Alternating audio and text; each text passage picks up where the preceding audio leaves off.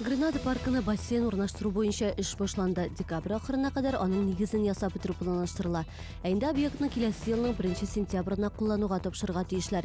Элиги бассейн суу спорту түрлөрү боюнча дүйнө чемпионатында Козан Арена стадионунда орун алган эди. Ярышлар түгөлөнгөндөн соң ул шыллыга берилди. Бирде шаһардашлар поло һәм синхрон yüзүү белән шөгыльләнә алачак.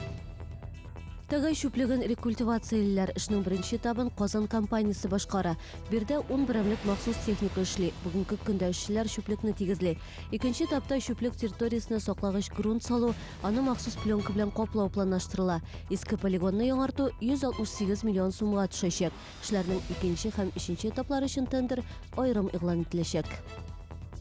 Татарстан арбитраж судына наследие кертимчеләреннән гаризалар кабул ителә башлады. Алар саклык компаниясын банкрот дип игълан итүне таләп итә.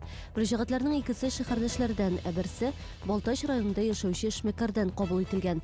Быелның җәеннән бирле наследие кертимчеләргә процентлар түләми, салган акчаларын да кире кайтармый. Гаризалар шәһәр судында да шактый җыелган. Иртәгә, ягъни 17 сентябрда көзгө өмә булачак.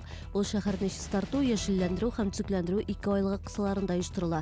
Өмәдә оешма предприятиеләр, хуҗалыклар катнашачак. Шәһәрне яшелләндерү һәм чистартуда һәркемнең катнашуы зарур. Бу көнне чүп һәм калдыкларны бушлай кабул итү оештырыла. Бу һәм башка хәбәрләр турында тулырак яңалыкларның кичке чыгарылышында ул 19 сәгать 10 минутта эфирга чыга.